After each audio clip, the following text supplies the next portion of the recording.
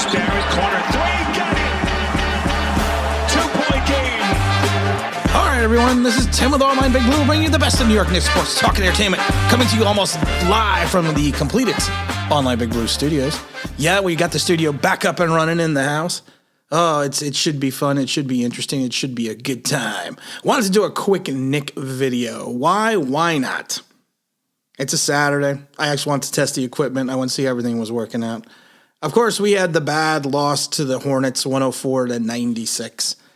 And it's another game that we kind of gave away. It's one of those things that the first unit is just not playing up to specifications. Is there something wrong with the Knicks? Is there something wrong? And I find it funny that we're a 7-5 team and we're still looking for something wrong. The Charlotte Hornets started out the season 5-2, then lost 5 straight. The win, of course, on Friday brought their record back up to 6-7. We had the ugly loss to the Bucks. So now we have a record of 2-5 at home and 1-5 away. And I've said this before, we need to reverse that a little bit. We need to start winning these games at home. We were dominating at times in the first half. Kemba Walker looked like, he was 8 seasons, of course, in Charlotte, 3-time All-Star. He looked like it was going to be a special night for him in the way he started off. He got 14 points out of the team's first 21. And then, the wheels after the second quarter kind of fell off the bus. Mitchie Robinson, he was looking good. He had a nice follow-up dunk, and that's what he's there for. He's there to get those offensive rebounds and put them back in. But then he stepped on an opponent's foot, and he was limping once again. I know Clyde the Glide is saying that I think he needs to adjust to his weight gain. Mitchell Robinson, that is. And it was too quick to come back. I don't know. But then you also look at the fact that RJ Barrett had another stinker is a nice way to put it. And he just didn't look in sync again. Burks came in and subbed for Barrett at about 4.5 minutes in. He drills a 3 from the corner. Then he blocks Cody Martin's dunk attempt. Burke needs to play more. He's underrated. And, of course, look at Kemba having 20 points in the first half. He scored 2 in Wednesday's loss to the Bucks. So you thought he had the hot hand. You thought the Knicks were going to ride him into the sunset. And then you got to look at Julius Randle. Julius rocked the mic like a Randle. It's interesting. He is just not playing up to specifications. He is just, and I said this before, he's having these up and down games. Last year he was consistent, and consistency is what this team needs. This is what they need. Tosh Gibson, he had issues with fouls, picked up a second foul quickly, and It's just one of those things. You're looking at the second unit going, is this the unit that should be starting? No, that'd be ridiculous to say. Is it time to sit there and say that Evan is a bust coming over at the big free agent contract? Is it time to say that maybe RJ needs to sit down and take a look at what's going on? No. The team is still 7-5. I love when people are like, well, there's just so many things wrong. The second unit's outplaying the first unit. Yeah, we talked about this already, guys. It's good. They're going to right the ship. They're going to figure it out. The Knicks have a good 10-man rotation. And I said this before. We are going to go through these spurts where we're going to burn off 5 wins in a row, and then we're going to turn around, and then we're going to lose 3 in a row or lose 4 in a row.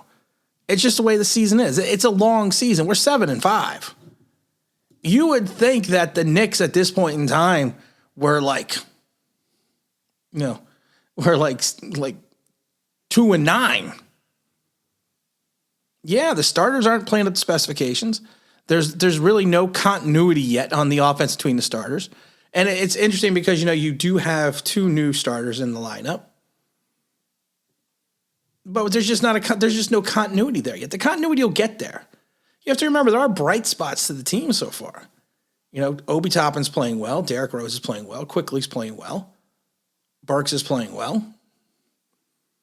You know, you if you look at it, he still did have 26 points from Kembe, 3 rebounds, 3 assists. I know everyone's going to start talking about the plus negative. I never look at the plus negative. To me, that's just you got to look at the whole. You got to look at the whole game itself, not just the plus negative.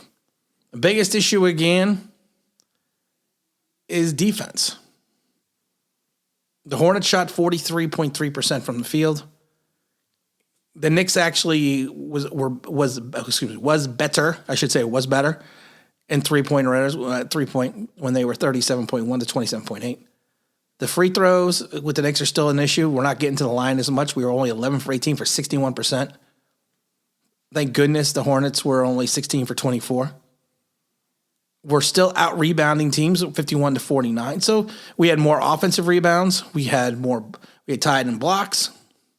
We did have more turnovers. If you take a look at the issues of this game right now, the issues for the Knicks is going to be consistency shooting, turnovers, and the fact that we are not facilitating with the ball.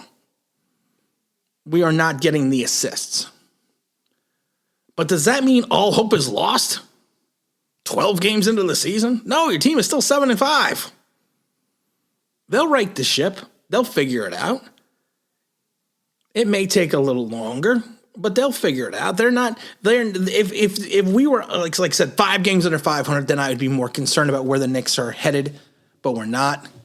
We're headed in the right direction. The team is playing the right way. Well, not defensively, I should say that. They play well in segments. They just need to put it all together.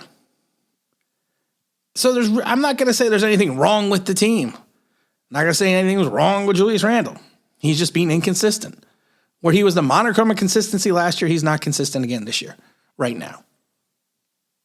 When we get to the 30-game mark, if we still have these wild swings between the first unit and the second unit, and we are still not winning home games, then I'm going to get concerned.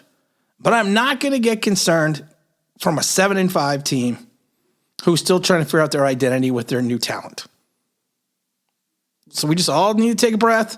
We all need to take a relax. It's a sprint. It's not a sprint. I should rephrase it. It's not a sprint. It's a marathon. And again, this is Tim with Online Big Blue, bringing you the best in New York Knicks sports talk and entertainment. And as always, if you could like, subscribe, ring that bell to the news, that'd be awesome.